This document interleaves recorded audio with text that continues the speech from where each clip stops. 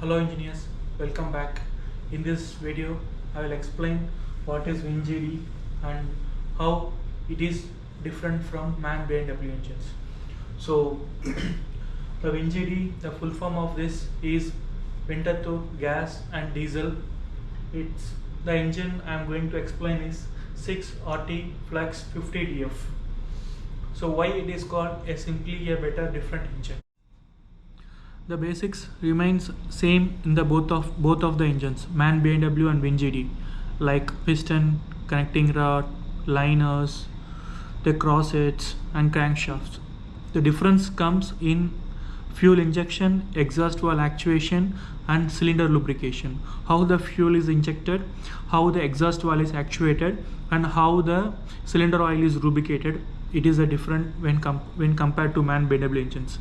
So I'll explain how the fuel injection, exhaust valve actuation and the cylinder lubrication takes place in the WinGD engine.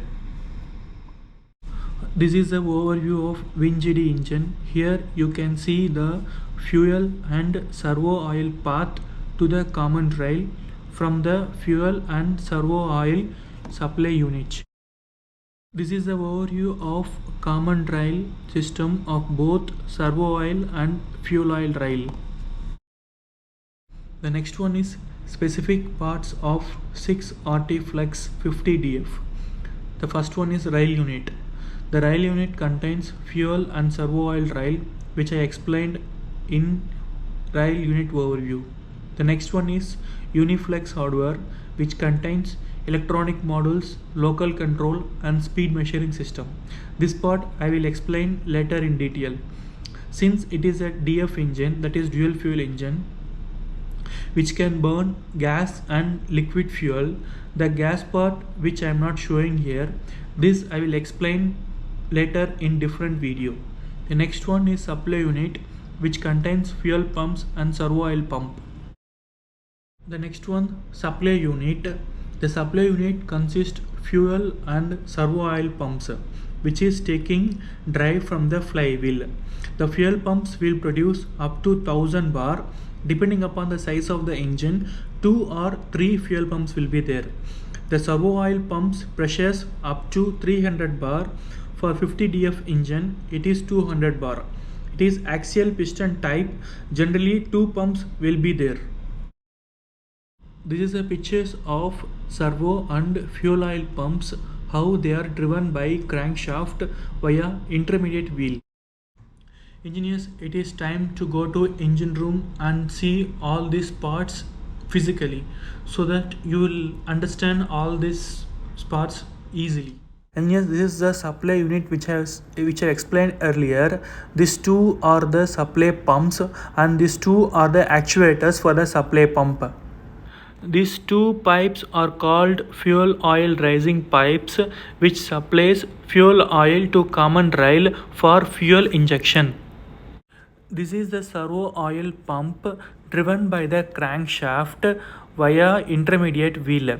The servo oil pumps are driven by an individual pinion having a mechanical fuse in order to protect the gear drive in case of pump seizure. This is the main lube oil inlet to the servo oil pump, and this is the servo oil rising pipe to the servo oil rail. As I mentioned earlier in the supply unit overview, we have two servo oil pumps for 50DF engine. This is the lube oil inlet to the second servo pump, and this is the servo oil rising pipe for the second servo oil pump. The whole supply unit had one OMD detector, which is used to detect any oil mist or any hot spot inside the supply unit. So engineers, to summarize, in the supply unit we have two servo oil pumps and two fuel oil supply pump and rising pipes and actuators.